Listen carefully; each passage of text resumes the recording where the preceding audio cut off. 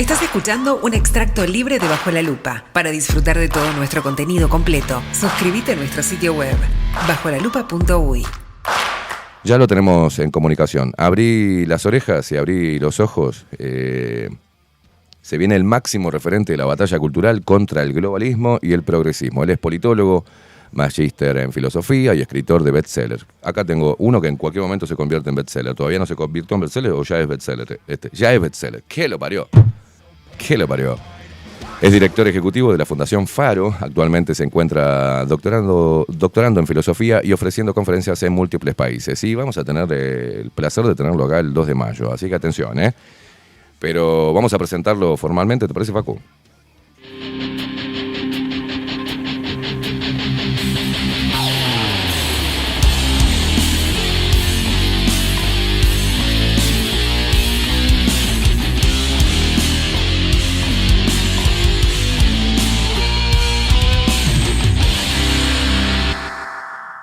Agustín Laje, ¿cómo andás? Buen día.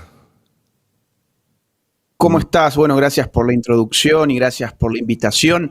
Tengo una mala noticia para arrancar y es que hace pocos minutos se pusieron a hacer obras en el departamento del lado, con lo cual puede ingresar algún ruido de máquinas, taladros, martillazos y ese tipo de cosas. Lo siento mucho, pero bueno, ya no está en mi poder hacer mucho al respecto. No pasa nada. No se escucha nada por ahora, así que tranquilo. Agustín, primero agradecerte el tiempo con nosotros para el público uruguayo y sé que tenemos poco tiempo, así que voy a arrancar.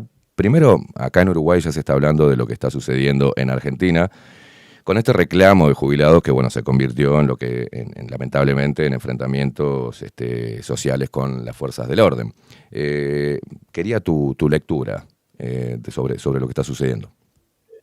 Mirá, esto es la confirmación de una guerra, de una regla. Mirá mi acto fallido. También hay una guerra que es cultural y que es política, pero en este caso de una regla, de una suerte de ley general, a saber que la izquierda es siempre y en todo lugar un fenómeno antidemocrático.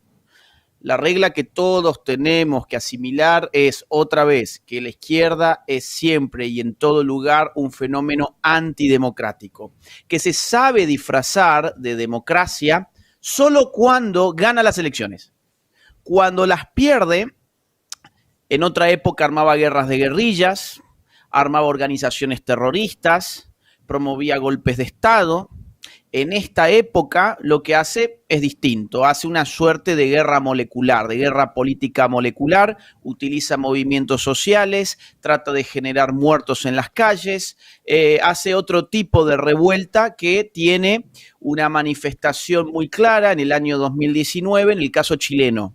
Lo que están tratando de generar en Argentina es una estrategia que ya se confirmó su éxito en octubre del año 2019 y que rápidamente se propagó a muchos otros lugares. Vos recién mencionabas Uruguay, aquel dato que dabas de que si ganaba las elecciones la calle Pou iban a generar lo que pasó en Chile, bueno, data de aquellos tiempos. Lo mismo ocurrió, por ejemplo, en Colombia, donde prácticamente le costó al Centro Democrático el poder político en Colombia. Pasó también en Perú, donde se sucedieron 3 o 4 presidentes en apenas un puñadito de días. Pasó también en Ecuador contra el gobierno de Lenín Moreno, también en octubre del año 2019. Y cuando haces lupa te vas a dar cuenta que en todos lados donde ocurrió es donde no gobernaba la izquierda. Allí donde gobernaba la izquierda jamás se produjo ninguna revuelta, jamás hubo ninguna manifestación violenta que tuviese intenciones destituyentes, jamás, a pesar de las enormes crisis económicas. Por ejemplo, ¿por qué jamás hubo en la Argentina del kirchnerismo, a pesar de la inminencia de una hiperinflación, de una pobreza que superaba el 55%, de una destrucción del aparato productivo argentino? ¿Por qué nunca ocurrió nada así? ¿Por qué ahora sí y antes no? ¿Cuál es la variable que cambia? ¿Quién gobierna? La derecha no hace ya desde hace mucho tiempo golpes de Estado. porque los golpes de Estado de las derechas estaban encabezados por las Fuerzas Armadas, y las Fuerzas Armadas aprendieron con el tiempo de que no les convenía para su propia supervivencia continuar interviniendo en política. Ahora bien, la izquierda sí mantiene sus vicios antidemocráticos de siempre y por lo tanto, repito, la izquierda es en todo lugar y en todo momento un fenómeno antidemocrático. Lo que salieron a buscar en Argentina fue lo mismo que salieron a buscar en Chile, en Ecuador, en Colombia, en Perú, o sea, salieron a buscar muertos, producir muerte para desestabilizar un gobierno democráticamente elegido. Agustín, sí, es imposible no unirlo al modus operandi de siempre, ¿no? En estos estallidos sociales que son totalmente organizados, y no son de autoconvocados, ¿no? Hay una estrategia clara esa. Pero ¿qué diferencia podemos encontrar en la resistencia o el momento que vivió en su momento, por ejemplo, Piñera, ¿tá? Y en el que vive hoy Milei? ¿Milei tiene el respaldo suficiente como para hacerle frente y endurecerse cada vez más y seguir adelante con el plan de gobierno? ¿O porque hemos visto desde acá poco respaldo, si se pudiera decir así, o conflictos internos? Milei está a veces bastante solo en las decisiones, con un grupo diminuto, pero después el Congreso se empieza a segmentar y empiezan a correr para diferentes nichos políticos ya conocidos. ¿Cómo lo ves vos? Bueno, yo te diría que a diferencia de lo que puede haber ocurrido con Piñera, o insisto, con Duque, o con Lenín Moreno, etcétera, para continuar con los paralelismos, porque es todo parte de una misma estrategia. Es una estrategia además definida al calor del Foro de Sao Paulo y del Grupo de Puebla, sí. Desde luego. Exactamente. La diferencia de Milei obedece a varios puntos a tener en cuenta. En primer lugar, es que Javier Milei tiene una ideología política clara. Ni Piñera, ni Duque, ni Moreno, perfecto, ni los distintos presidentes peruanos que han caído tenían ninguna ideología política real. Todo lo que representaban era un centrismo bien pensante, otrora centro-derecha, que fue avasallado por las políticas culturales de las izquierdas y que se redujo a ser una versión pseudo-republicana de la corrección política imperante. Más nada que eso. Por lo tanto, el mileísmo tiene la fuerza de la ideología política para construir y difundir un discurso duro frente a estos delincuentes y frente al verdadero enemigo, que no son los jóvenes idealistas, que no son los jubilados, sino que son los patoteros antidemocráticos y subversivos de las izquierdas, tanto kirchneristas como trotskistas. Por otro lado, lo que tiene Javier Milei, a diferencia de los otros personajes que hemos mencionado, son dos pelotas muy grandes. Cada vez que han tratado de poner contra las cuerdas a Javier Milei ha redoblado la apuesta. Y en cada redoblar la apuesta ha salido victorioso. Y ha salido victorioso con causas que más de uno se hubiera acobardado de inmediato. Por ejemplo, la guerra cultural contra los que hacen política con la educación pública. ¿En qué terminó? Terminó en una batalla cultural ganada por el mileísmo en la medida en que la sociedad empezó a solicitar auditorías a las universidades que eran realmente cajas negras de dinero para la política y centros de adoctrinamiento kirchnerista e izquierdistas. Por otro lado, vamos a poner, recientemente cuando fue el discurso de Davos, se le vino el lobby LGBT encima, se le vino el feminismo encima, y todas las izquierdas culturales que organizaron una manifestación, y Milei, en lugar de retroceder, aceleró y ratificó todos sus dichos. Y cuando se midió qué impacto político había tenido en encuestas la marcha LGBT, no había movido un solo centímetro la aguja. Es más, algunas encuestas muestran que la gente repudiaba mayoritariamente esas manifestaciones. Entonces, el estilo es distinto, en este caso hay ideología política, lo que hay es debilidad legislativa, que es lo que vos bien has marcado. Hay debilidad legislativa y la va a seguir habiendo hasta octubre, cuando se celebren las nuevas elecciones.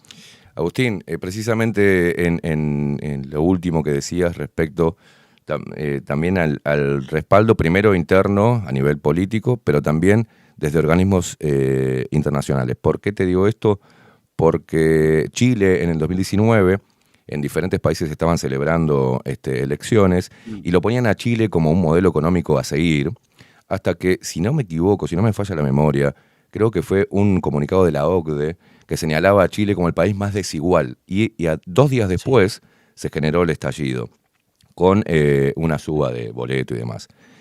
Eso es importante. ¿Cuál es la relación de Milei? Porque se paró en Davos, se paró en la ONU, rechazó la agenda. ¿Cuánto respaldo hay de los organismos internacionales de no generar ese tipo de documentos y enfervecer, digamos, a nivel social? ¿Qué seguridad hay de que los ojos desde afuera no prendan mecha? Mira, vamos a ver. El tema de los organismos internacionales tiene que ver con cómo arrancamos esta conversación. Los organismos internacionales son entidades no democráticas. Las izquierdas penetraron los organismos internacionales precisamente porque no tenían que someterse al sufragio, porque nadie los tenía que elegir, simplemente era una cuestión de lobby político y de militancia de ONG. Entonces, cuando uno hace lupa en los organismos internacionales en general y ve qué ONGs influyen o incluso determinan sus decisiones, o cuando uno ve quienes integran directamente esos organismos internacionales, te vas a dar con una sorpresa, y es que la inmensa mayoría, por no decir casi la totalidad de aquellos que los integran, son personas con un sesgo totalmente inclinado hacia la izquierda, sea en materia económica, sea en materia cultural o ambas al mismo tiempo. ¿Qué tipo de organismo internacional, por ejemplo, puede y quiere poner en peligro al gobierno de Javier Milei? Bueno, varios. Te voy a mencionar uno fundamentalmente, que es la Comisión Interamericana de los Derechos Humanos. La Comisión Interamericana, por sus siglas CIDH, es uno de los 2 órganos que integra el Sistema Interamericano de los Derechos Humanos, que es el sistema de OEA, la Organización de los Estados Americanos. Esto es muy importante que la gente lo comprenda porque el 99% de la gente no conoce este tipo de estructuras de poder. Y en el siglo XXI, esa es un poco la tesis de mi libro que tenés allí en la mesa, Globalismo, en el siglo XXI se está viviendo un punto de inflexión donde los organismos internacionales adquieren cada vez más poder a expensas del Estado Nacional, o sea, a expensas, en el caso de las democracias liberales, de los pueblos, a expensas de los pueblos. Entonces, ¿qué es OEA? Es el organismo regional de América. Así como en Europa está la Unión Europea, en América está la OEA. Funcionan muy distintos, ciertamente. La Unión Europea ha avanzado mucho más sobre la soberanía de las naciones europeas, pero en el caso americano tenemos la OEA, que tiene este sistema de derechos humanos dentro del cual hay 2 organismos: la Comisión Interamericana de los Derechos Humanos y la Corte Interamericana de los Derechos Humanos. La Comisión Interamericana tiene 7 comisionados que pertenecen a 7 países distintos de América. Son elegidos periódicamente. Este año va a haber, por ejemplo, elección de los comisionados, y esos 7 comisionados tienen que resolver, entre otras cosas, si acusan por violación de los derechos humanos a un país o no. Hay algo que se llama capítulo 4B, que es un listado de países que violentan los derechos humanos. Entre esos países se ha ubicado, por ejemplo, a Guatemala. ¿Por qué ubicaron a Guatemala? Porque no quería avanzar con las políticas antivida y antifamilia. ¿Qué te quiero decir con este ejemplo? Bueno, que es muy fácil que en estos organismos uno termine calificado como violador de los derechos humanos. La izquierda está llevando constantemente intentos de que la CIDH coloque al gobierno de Javier Milei en ese lugar, en el lugar del país que viola los derechos humanos.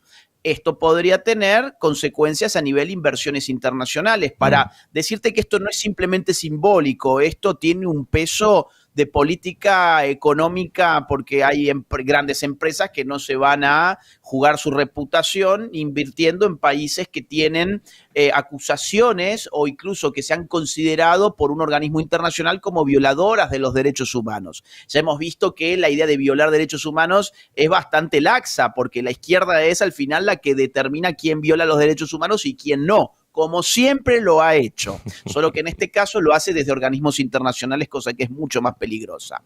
Entonces, ¿cómo es la situación hoy? La situación hoy en ese organismo es muy complicada porque hay 3 comisionados que votan, de manera favorable para el gobierno de Milei, por decirlo de alguna forma, y hay 3 que votan en contra. ¿Y qué pasa con la séptima? La séptima es una argentina, y por ser argentina no puede votar contra Argentina, ni a favor ni en contra. Perfecto. Entonces, vos me decís, y vuelvo al punto central de esta cuestión, ¿pueden los organismos internacionales afectar al gobierno de Milei? Yo te digo, por supuesto. Por supuesto que sí, y también lo pueden beneficiar. En este momento se está avanzando con un acuerdo con el FMI para un préstamo para poder sanear el Banco Central y sus reservas y así ir más allá en el combate contra la inflación y eventualmente poder liberar el cepo de una manera un poco más tranquila respecto a las consecuencias que eso podría tener. Con lo cual, a ver, hay órganos económicos, por decirte de alguna forma, que podrían beneficiar en este momento al gobierno, y hay órganos político-ideológicos como la CIDH que podrían afectar ciertamente al gobierno, y estamos a un pelo de que algo así pueda pasar.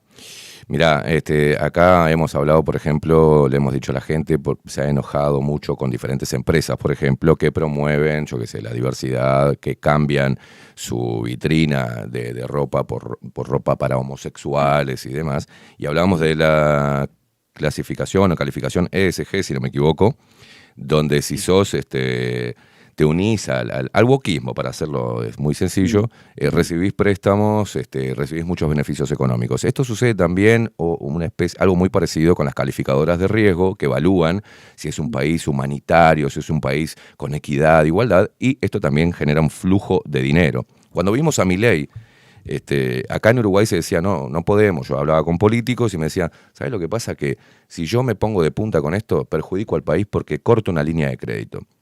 Es increíble, ¿no? Y cuando Milei se para de la manera que se para y le habla de esa manera a la ONU y en Davos, vemos que eso no ocurrió. Por eso te estoy preguntando. Vemos que no ocurrió, que no se cortó el flujo, inclusive el FMI se vio amigable, inclusive con el gobierno de Milei.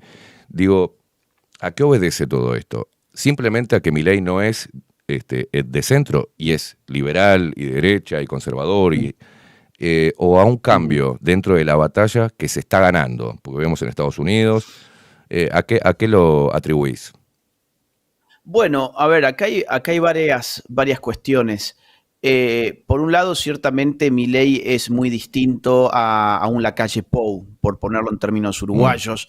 Es muy distinto a un Mauricio Macri o a un Sebastián Piñera. Es muy distinto a lo que representa hoy el PAN en México o lo que representan viejas figuras de la centro derecha en Colombia. Es una cuestión inédita, mucho más asimilable al fenómeno Trump, al fenómeno Bukele, al fenómeno Bascal. Entonces, frente a esto, Milei tiene un norte determinado por una ideología política, cosa que no tenían ni tienen los otros personajes que he mencionado. Él se va a enfrentar a esas estructuras que funcionan como aparatos neocoloniales, y hay que decirlo con estos términos, porque lo que hacen es usar su poder económico para modificar la cultura de una nación. Entonces te dicen, yo te doy dinero, que además me lo tenés que devolver, desde luego, pero además vas a tener que utilizarlo para, por ejemplo, promover el aborto entre los niños a través de la ESI. Este ejemplo que acabo de mencionar no es una hipótesis o un ejemplo que he imaginado, es que es lo que hicieron, por ejemplo, desde el BID, cuando en el 2018 la ley macrista del aborto no se aprobó. Entonces, como premio consuelo, bueno, el BIP dijo, vamos a darte, creo que eran $200 millones para que implementes ESI con perspectiva de género, sea lo que esto significa. Bien, entonces, ¿Por qué esto está cambiando? Acá el punto de inflexión fundamental se dio en Estados Unidos recientemente, que es la victoria de Donald Trump. Desde que Donald Trump ganó las elecciones, entró en decadencia lo que se conoce como ESG, que vos recién mencionaste bien, que es unas siglas que significa medio ambiente, sociedad y gobernanza, para que la gente entienda por qué esto es muy importante. La gente siempre se pregunta, ¿por qué el sector privado de golpe se sumó a todo este cuento del wokismo? ¿Por qué tanta desesperación y obsesión por parte de grandes marcas textiles, grandes marcas del entretenimiento, medios de comunicación? ¿Por qué tanta obsesión con bajar esta línea ideológica? Bueno, algo cambió en el mundo de las finanzas, y es que si hasta hace poco en el mundo de las finanzas una empresa podía recibir apoyo financiero en la medida en que mostrara su rentabilidad, que esto es que su negocio era apetitoso para el mercado y que tenía espalda para poder sobrellevar los compromisos, pues entonces ese era un criterio razonable, era un criterio económico, no ideológico. Ahora, los ESG se introducen como criterios ideológicos adicionales para potenciar los financiamientos de empresas que cumplan con esos criterios. Y esos criterios que significan, en una palabra, como bien dijiste, agenda woke. Es decir, si tu empresa apoya el ambientalismo radical, si tu empresa tiene leyes o mejor dicho, leyes no, pero normas internas de cupos de género, si tiene, por ejemplo, baños inclusivos, si tiene, por ejemplo, algún tipo de apoyo a mujeres para que puedan abortar a sus hijos, por ejemplo, en el caso de empresas que están citas en estados norteamericanos donde el aborto está restringido, si la empresa le financia a esa mujer un viaje hacia otro estado para que en otro estado sí pueda abortar y después regresar al estado donde vive, pues todo esto se considera muy positivo en algo llamado rankings ESG. Esos rankings después posicionan a la empresa frente a las grandes firmas de administración de activos. Por ejemplo, BlackRock. BlackRock, que es el tercer poder económico del mundo, el primer poder económico es Estados Unidos, el segundo es China, el tercero se llama BlackRock y es uno de los grandes impulsores de los criterios ESG y de la ideología DEI, o sea, de la ideología woke. Ellos han constantemente en los últimos años llamado a las empresas a ajustarse a estas nuevas normativas si querían seguir contando con el apoyo financiero de BlackRock. Lo mismo pasó con Vanguard, lo mismo pasó con Bloomberg y con las principales firmas de administración de activos. Ahora, esto entra en decadencia ¿cuándo? Cuando Donald Trump gana las elecciones. Todo esto empieza a desmoronarse, muchas empresas empiezan a salirse de ese esquema, grandes empresas como Walmart y muchas otras más empiezan a abandonar el cumplimiento de los criterios ESG. Entonces, a ver, imagínate que, por ejemplo, tratando de cumplir criterios ESG, la Coca-Cola llegó a dar un curso a sus empleados de cómo ser menos blancos. El curso se titulaba ¿Cómo ser menos blancos? Hubo otra empresa, ya no recuerdo cuál, así que no quiero arriesgar un nombre para no manchar una empresa si no es el caso. Tendría que revisarlo, búsquenlo en todo caso ustedes. Pero hay empresas que le dieron a sus empleados cursos donde decían, por ejemplo, que la puntualidad y la responsabilidad eran virtudes racistas. El blanco había impuesto la idea de que la puntualidad y que la responsabilidad era algo loable, algo virtuoso, algo esperable de un empleado para oprimir a los negros, dando a entender que los negros no son ni puntuales ni responsables. Cuando se dieron cuenta de lo que estaban realmente diciendo, retiraron el curso. Pero, claro, a ver, ¿qué te quiero decir con estos ejemplos? Que son extremos, pero son ejemplos que han pasado y en grandes marcas y firmas como la Coca-Cola, ¿de acuerdo? Walmart también tuvo otro tanto. Entonces, esos desquicios hoy están abandonándose porque perciben las grandes compañías que hay un cambio político que implica también un cambio ideológico, un cambio de mentalidad. Además, se está viendo también Europa, no solo Estados Unidos. Mirá en Europa todo lo que está pasando. Las últimas elecciones del Parlamento Europeo arrasó la derecha, pero no cualquier derecha, no la derecha de la calle Pou, sino la derecha trampista, la derecha mileísta, la derecha de verdad, la nueva derecha. Otro caso, Rumanía. En este caso, Rumanía ganó la nueva derecha, tuvieron que anularle las elecciones. Otra vez, en todo momento y en todo lugar, la izquierda es un fenómeno antidemocrático. Buscaron la manera de decir, no, estas elecciones han perdido validez porque hemos tenido, bueno, influencia por parte de cuentas de X. Influencias de gente que no es rumana en X. Y uno dice, pero por favor, es evidente que en un mundo globalizado que tiene redes sociales siempre va a haber cuentas que no son del país de origen de uno que van a opinar sobre elecciones. Luego tenés el avance impresionante de ADF en Alemania. La Alternativa por Alemania, que es la nueva derecha alemana, hizo la mejor elección de su vida, quedó posicionada como segunda fuerza nacional y empujó a la vieja centro-derecha acobardada a tener que formar gobierno de coalición con los socialdemócratas que acababan de perder el gobierno. O sea, restituyó al poder a aquellos que habían acabado de salir de un desgobierno y de un desmanejo político y económico en Alemania. Con lo cual, todo esto son datos políticos muy importantes que las empresas empiezan a tomar en cuenta y empiezan a desandar esos caminos de a poco. ¿Esto significa que el wokismo y los ESG están muertos? No, significa que están viviendo un momento de turbulencia, un momento de decadencia, pero la lucha tiene que continuar. Vos hablabas mucho, te centrabas en los cambios políticos y yo te pregunto, yo tengo mi visión sobre esto, los cambios políticos, ideológicos, que son llamados como bueno, la figura del outsider, que no está contaminado con ninguna carrera política, obedece a intereses políticos o cuánta relevancia tiene el llano, ¿no? Esta batalla cultural de personas que se han convertido en referentes, de que están demostrando que hay que pelear por la libertad de expresión, se radicalizó tanto la imposición woke que pasó a ser ridícula, y las personas se fueron volviendo al sentido común. ¿Cuánto tiene de peso, digamos, las sociedades en su cambio cultural para que emerjan la representación política y genere cambios, por ejemplo, nada más y nada menos como cortar el flujo de dinero para estas promociones, ¿no? Mira, yo creo que acá el fenómeno estructural se llama redes sociales. Bien. Es decir, las redes sociales configuran un fenómeno estructural que democratiza la comunicación social y que incorpora súbitamente a la discusión política a la totalidad del pueblo. La totalidad del pueblo siempre ha estado fuera de la discusión política. El 99,9% del pueblo siempre fue espectador de una discusión política en el cual él no tenía ni voz ni voto. Bueno, tenía voto, pero un voto muy periódico.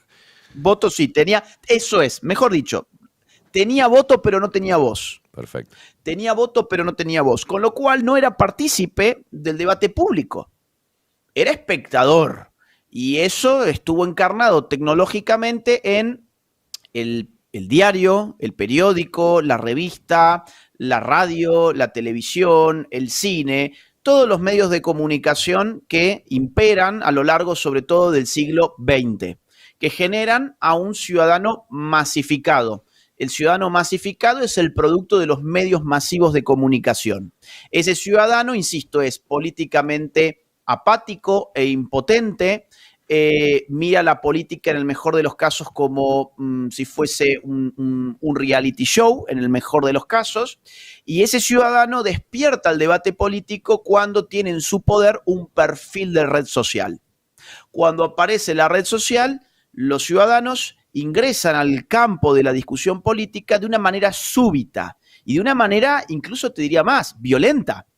Lo súbito siempre tiene algo de violencia cuando está reprimido durante mucho tiempo. Mirá lo que pasa hoy en Twitter.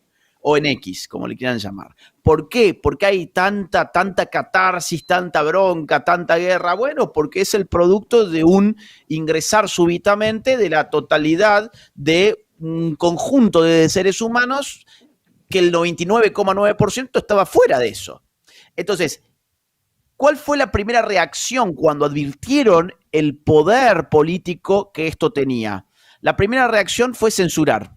Los dueños de las redes sociales censuraron. Y censuraron a todos. Me censuraron a mí, sé que te censuraron a vos, pero también censuraron a Donald Trump, para que te des una idea. Censuraron las cuentas de Javier Milei en su momento, han censurado las cuentas de Vox, han censurado en general a todo el mundo sin importar el poder que esa persona tuviera.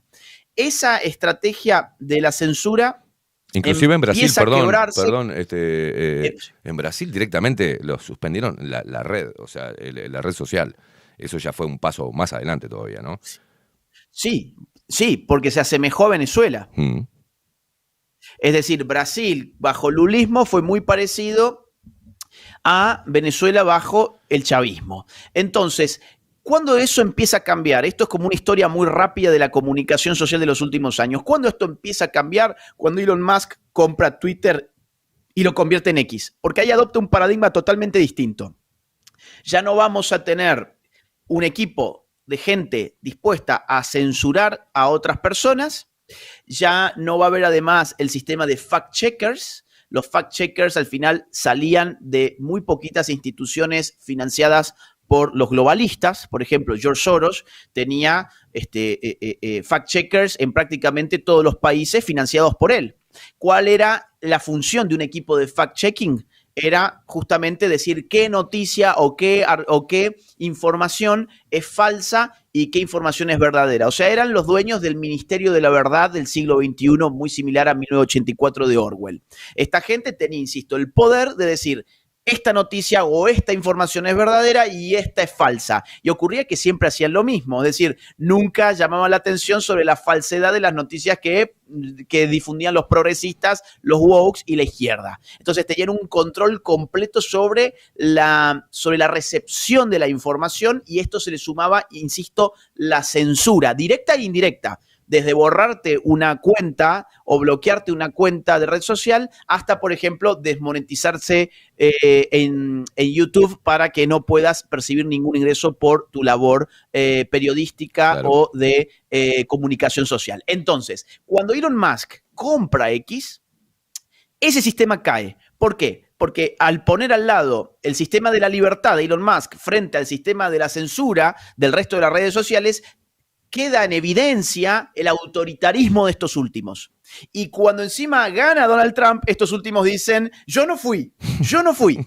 O sea, me obligaron, Biden me obligó a censurar en redes sociales durante la pandemia. Estás hablando con Biden Mark. me mandó al FBI.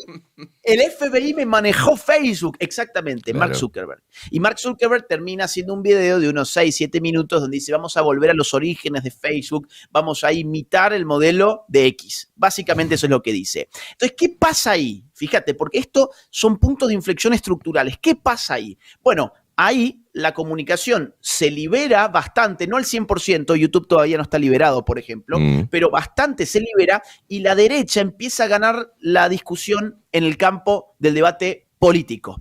Empieza a ganar rápidamente en redes sociales porque puede hablar, simplemente porque puede hablar.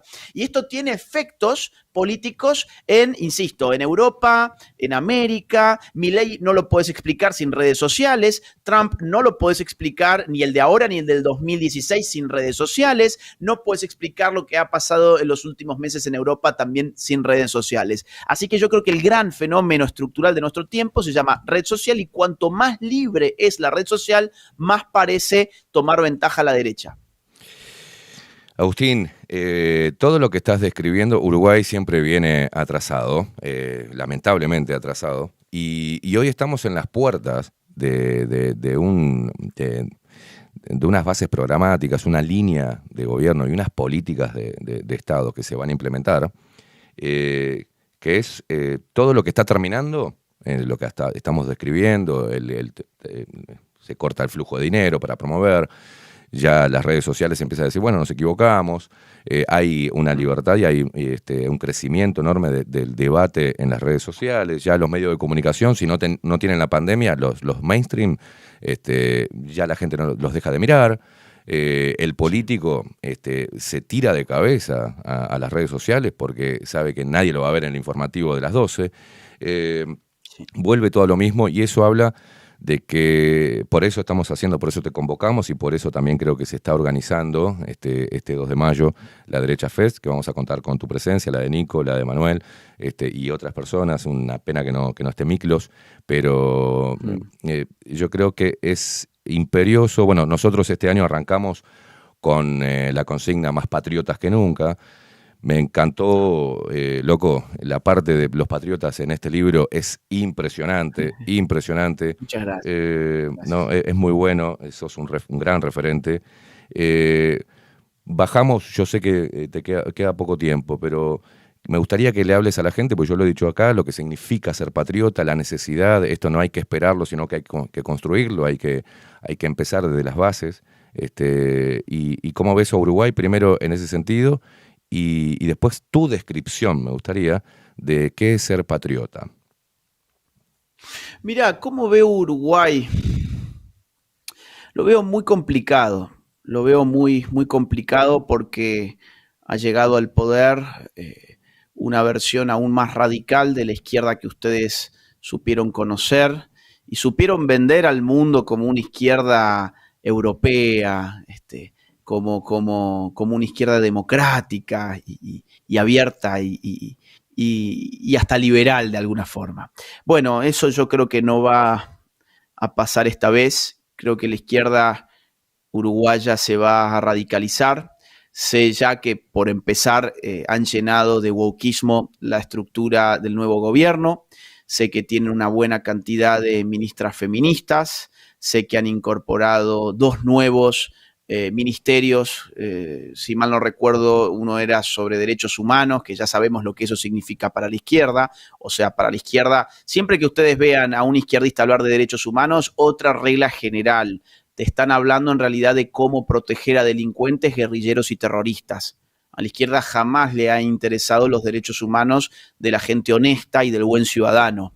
Ellos han levantado banderines de derechos humanos simplemente como una coartada para proteger a los delincuentes que trabajan para las izquierdas, sea por medio de organizaciones criminales o sea simplemente porque generan disturbio social y generan caos e inseguridad. Entonces, tienen un nuevo Ministerio de Derechos Humanos, otro Ministerio de la Mujer, los géneros y bla, bla, bla, como lo tuvimos en Argentina y que no sirvió absolutamente para nada porque la violencia contra la mujer y los asesinatos contra mujeres nunca dejaron de crecer hasta que ese ministerio se eliminó y en el primer año de Javier Milei bajó 20%. Bien. Entonces, sé que van a venir tiempos de mucho wokeismo, tiempos de probablemente mucho socialismo del siglo XXI y mucho globalismo. O sea, las 3 expresiones políticas que desde la nueva derecha se quiere enfrentar. Nosotros enfrentamos desde el libertarismo al socialismo del siglo XXI, desde el conservadurismo al wokeismo y desde el soberanismo al globalismo. Así que están en una situación muy complicada, pero las situaciones complicadas a veces son también una oportunidad. En Argentina estábamos en una situación muy lamentable cuando el macrismo perdió el poder después de 4 años de nada, de un gobierno soso, bobo, tonto, que terminó desplegando una inmensa alfombra roja para la reincorporación, para el reingreso de los kirchneristas al poder. Y bueno, ¿quién diría esto ya con el diario del lunes? Pero uno dice, no hubiese habido Javier Milei sin un Alberto Fernández, una Cristina Kirchner y un Sergio Massa. Bueno, ¿qué toca en esto a Uruguay? Después de la experiencia izquierdista que van a tener ahora, la próxima vez, ojalá que por derecha se pueda presentar una opción un poco más sustancial, un poco más radical, un poco más pura. Lo mismo cabe para Chile, por ejemplo, ha tenido su izquierda joven, woke, progre con Boric, y ahora en las elecciones de este año ha aparecido una opción de nueva derecha joven, muy interesante, que es la de Johannes Kaiser, que no hubiese aparecido de no haber estado antes Boric. Con lo cual, siempre esto es dialéctico, esto es pendular. Calma, vienen años complicados, no vamos a mentirnos, pero lo importante es lo que se haga durante estos años para que en una próxima elección tengamos lista una opción de nueva derecha, o sea, no una reedición de la calle Pou, sino algo que realmente esté dispuesto a dar batalla también cultural. Y respecto de lo otro que me habías preguntado, esto es sobre qué es un patriota. Mira, la noción de patriota remite al pater, ¿no? Hasta al padre. La patria como un espacio vital habitado por un grupo humano. Claro, el pater o el padre refiere a la familia, pero cuando hablamos de patria referimos a la nación, referimos a una colectividad más extensa que la mera familia. Hablamos de una asociación de familias en todo caso, un conjunto de familias. La noción de patria se resignifica mucho en el siglo XVIII, donde el patriota, en el marco de las revoluciones políticas de aquel siglo, el patriota era aquel que estaba dispuesto a desoír su interés particular para abrazar el interés de la patria, el interés general, ¿no? Hablando rusonianamente. El interés general. Era aquel que podía identificar que a sí mismo le convenía tal cosa, pero al grupo como tal, a la patria, a la nación, le convenía que él hiciera otra cosa. Entonces, el patriota tiene una dimensión de entrega, incluso aún más de sacrificio. Es el sacrificio de mi interés inmediato, de mi conveniencia utilitaria, en virtud de cumplir con un deber moral y un deber político, el de proteger, en este caso, la vida, la libertad y la propiedad, en el caso del patriotismo del cual estamos hablando nosotros. Protegemos la idea de la soberanía nacional, queremos ser nosotros los argentinos o ustedes los uruguayos los que decidan qué se va a hacer en ese espacio de convivencia y de coexistencia vital. Queremos, entre otras cosas, además, defender la libertad de ese pueblo, queremos defender la vida de los que existen y de los que están por venir en ese pueblo. Queremos defender la familia como semilla constitutiva del grupo social. Queremos defender los bienes privados, la propiedad privada frente a la amenaza de los saqueadores de siempre. Entonces, el patriota es quien se entrega a esas causas, insisto, incluso incluso en contra de lo que su interés inmediato le indica. Te pongo un ejemplo. Quizás mi interés inmediato ahora me está indicando que tengo ganas de mirarme 5 capítulos de Netflix. Bueno, sí, tengo, digamos, esa necesidad de quedarme hoy en mi casa mirando Netflix y yo digo, bueno, no, en realidad no lo voy a hacer, voy a ir a una manifestación política para defender estos valores. O voy a ir al Derecha Fest el 2 de mayo en Uruguay. O voy a dedicarme, en vez de este tiempo, a armar una red social potente para defender mis ideas y mis valores. O voy a ponerme a estudiar porque necesito argumentos para mis batallas culturales de todos los días en la universidad, en el trabajo, en el club o donde fuere, con mis amigos, lo que sea. Entonces, el patriota es aquel que dice, voy a prepararme para esta lucha. Y prepararme, como el tiempo no es infinito, voy a tener que resignar otras cosas que me podían dar un placer relativo inmediato y que yo pensaba que estaba en mi interés, pero no estará más.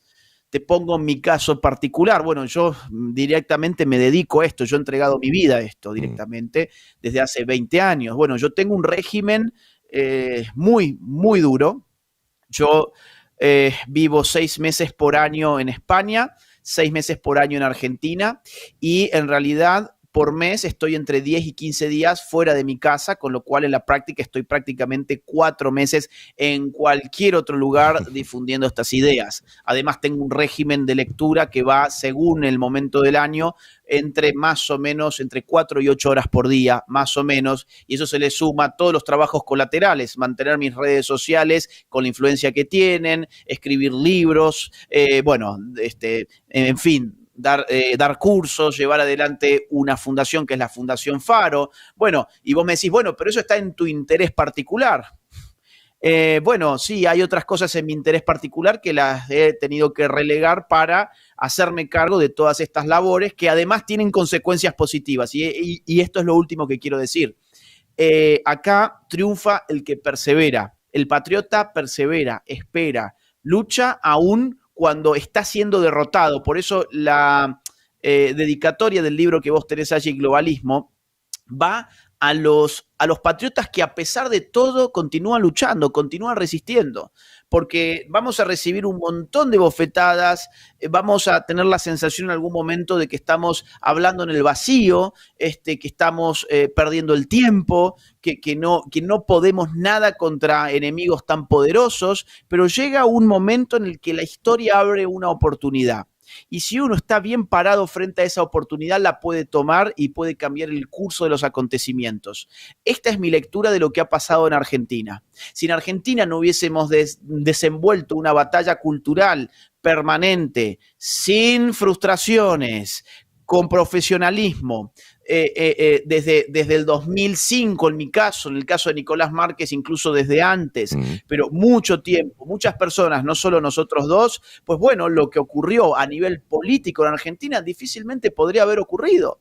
Javier Milei, para no ir más lejos incluso, ganó una elección después de haber dado una fenomenal batalla cultural, por lo menos desde el año 2015 en adelante. La gente lo conocía por su batalla cultural, no porque fuese una figura política. Se convirtió en una figura política porque había ganado la batalla cultural. Claro. Entonces son procesos muy largos, insisto, no aptos para personas que se frustran rápidamente. Aquí hay que tener el cuero de acero, los nervios fríos, saber que estas cosas toman muchos años, pero que van alistando un terreno, va sembrando un terreno para el momento en que salga el sol, bien, y que nos permita germinar la planta y recoger los frutos. Ese momento va a llegar para Uruguay, pero hay que trabajar sistemáticamente desde hoy o desde ayer y meterle para adelante. Bueno, mirá, sé que tenés poco tiempo y te voy a dejar estas dos y vos manejalo como quieras el tiempo. Sí. Acá se está gestando la plataforma Por la Libertad. Federico Leitch es un gran referente de la batalla cultural, ha escrito libros muy, muy importantes en un momento donde nadie lo escuchaba, creían que era un loco, Federico Leitch, y hoy cobran más relevancia con toda esta movida de batalla cultural. Fernando Dotti es la cara política y también está ligado a Fundación Faro, así que es importante. Nosotros de acá vamos a estar apoyando la construcción de esta nueva opción política que va a llevar unos cuantos años para que pueda calar dentro de un sistema cerrado político acá, ¿no? Dos cosas, dentro de ese proceso hay muchos chicos que son liberales, pero casi un liber progres, que de alguna manera están trabajando y no se dan cuenta de que están entorpeciendo la creación de una verdadera plataforma representativa de lo que es el liberalismo. Acá le escupen mucho sobre la palabra conservadurismo, estos chicos. ¿Qué consejo le podrías dar vos, ¿no? Desde tu experiencia? Porque esa resistencia también la tuvieron en Argentina y en todos los países, ¿no? Buscan representatividad, atropellan, claro. Y es que yo creo que ellos cometen un error de índole filosófico, porque la idea de que el liberalismo puede existir en el marco de un relativismo moral es un error que jamás se le hubiese cruzado por la cabeza a los padres del mismo liberalismo. Al contrario, los padres del liberalismo eran muy rigurosos moralmente. Los padres fundadores de Estados Unidos eran puritanos, para que te des una idea.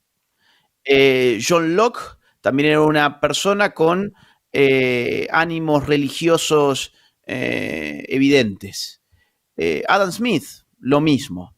Es decir, los mismos padres del liberalismo clásico entienden que la norma moral es una forma más de ordenar a la sociedad que cuanto mejor funciona, más exime al Estado de intervenir.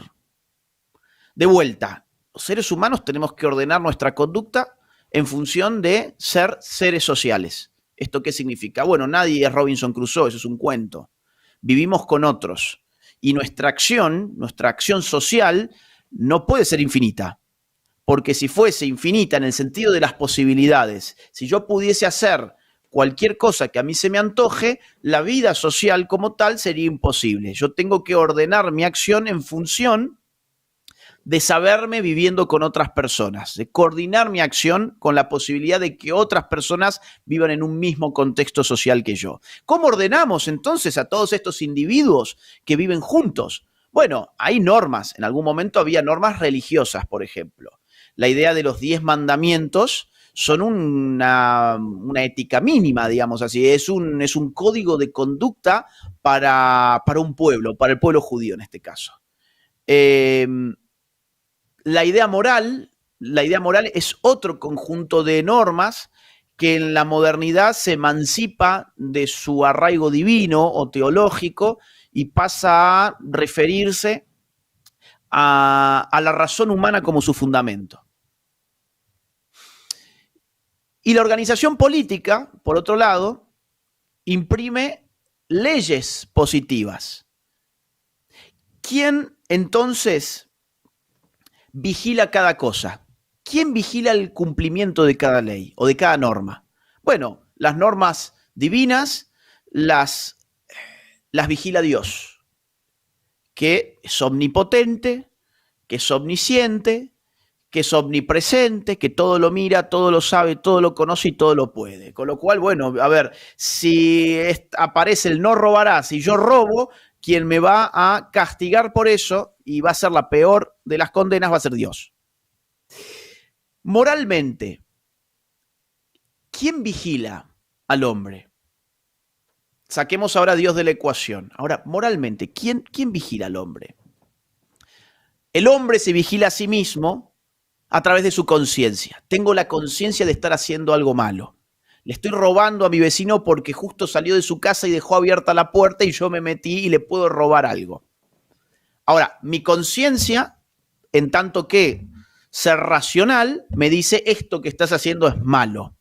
¿Por qué? Bueno, hay muchas posturas, por ejemplo, la de Kant sería, si yo universalizo mi conducta, la sociedad es imposible. Es decir, si todos robaran pudiendo hacerlo, entonces nadie podría estar seguro jamás y eso estropearía la vida social. Si yo no pago mis deudas, entonces la institución del préstamo se viene abajo y así sucesivamente. ¿De acuerdo?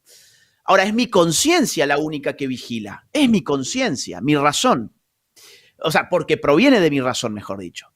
Ahora, si además hay una ley que dice que el que roba tiene una pena de cárcel, supongamos, ¿quién vigila? La policía y después falla el juez. O sea, ahí aparece la organización política efectivizando una ley. ¿Qué hace un liberal relativista? Elimina la norma de Dios y también elimina la norma moral. Y ese liberal cree que en realidad te está liberando. Y es exactamente al revés.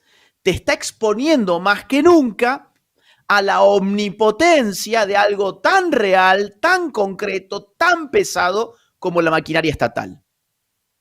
Porque allí donde había una norma divina, y esto evidentemente en un marco moderno no opera para todos los individuos, ni de la misma forma, es decir, la religión ya no es unívoca o unitaria, hay muchas religiones y además también hay mucho ateísmo, pero en una sociedad, por ejemplo, religiosa o mayoritariamente religiosa, la idea de estar pecando ya es un límite a una conducta indeseable.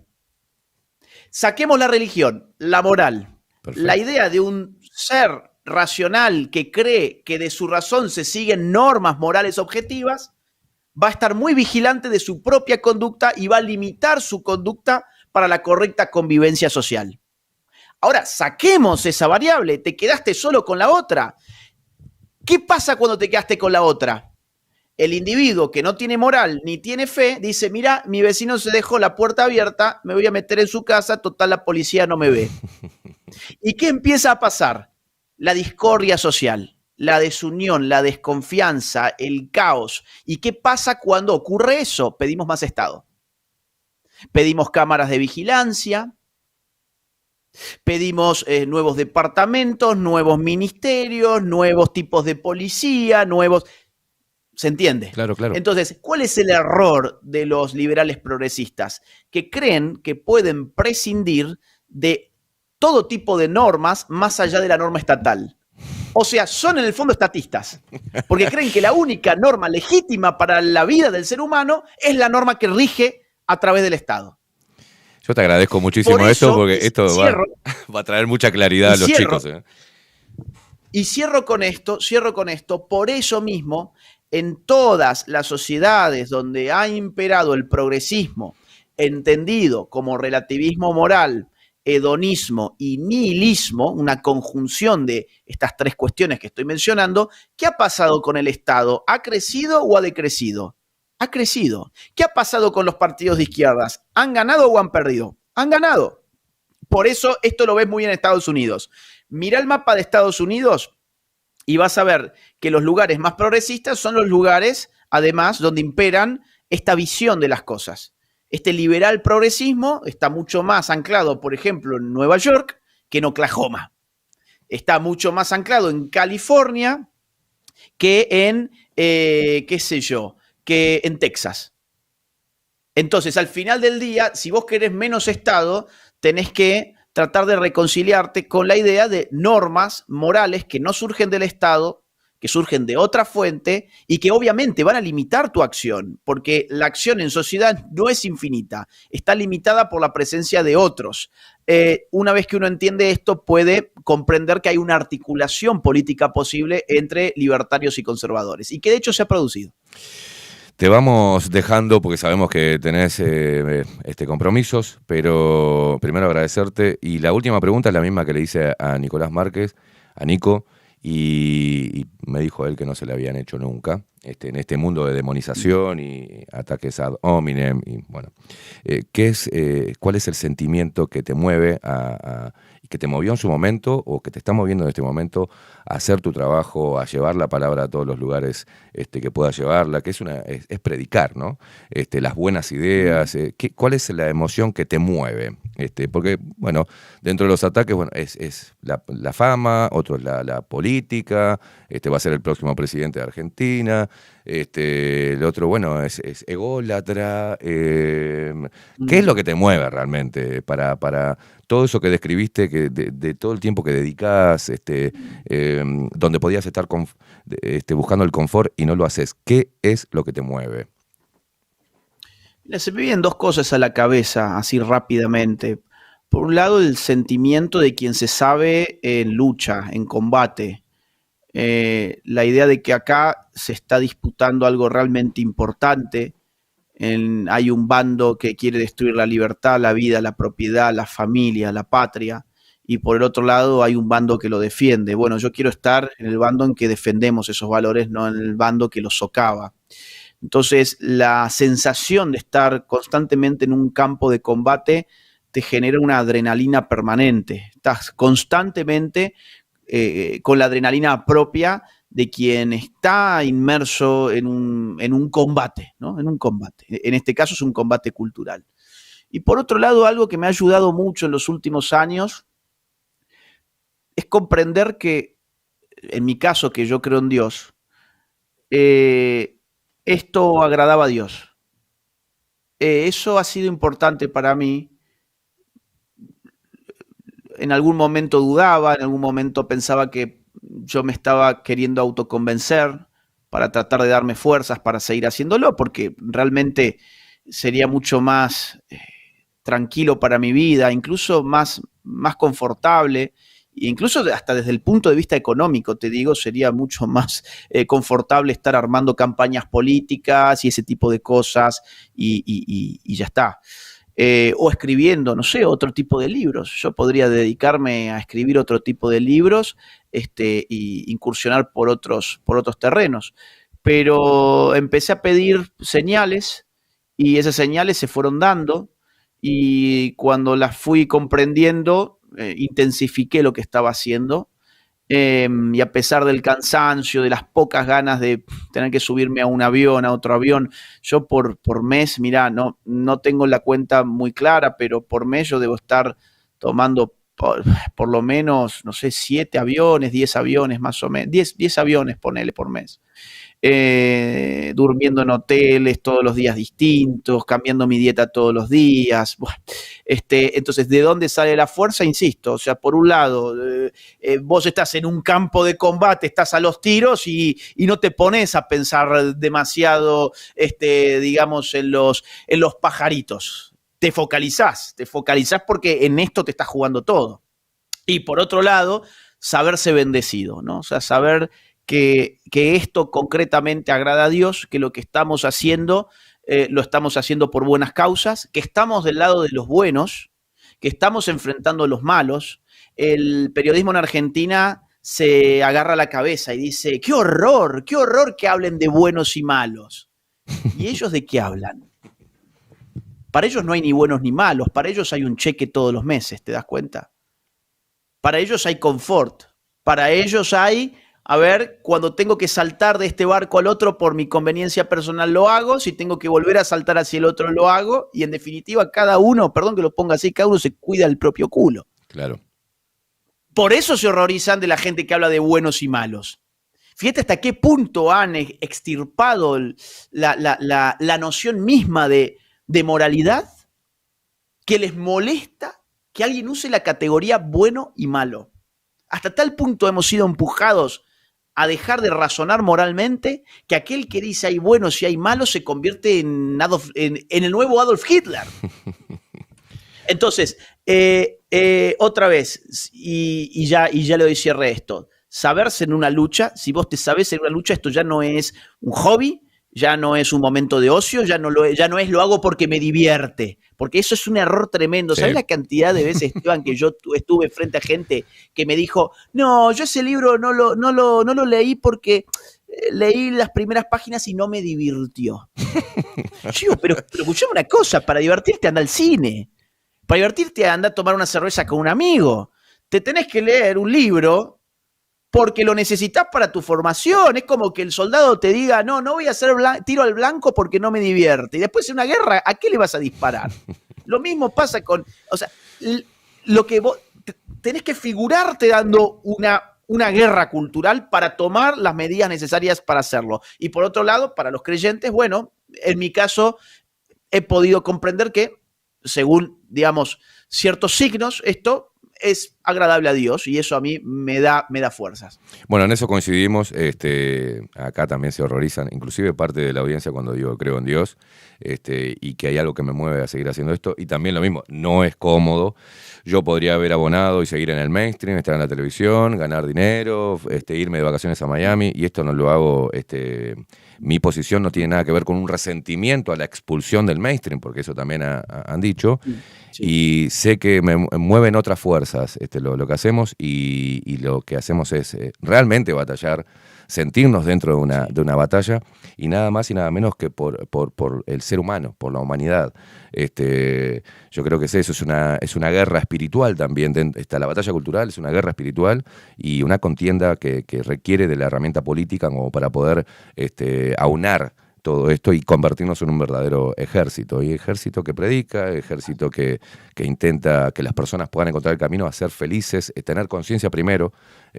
Por eso rehuye mucho a tener conciencia, porque está la interpelación en ella.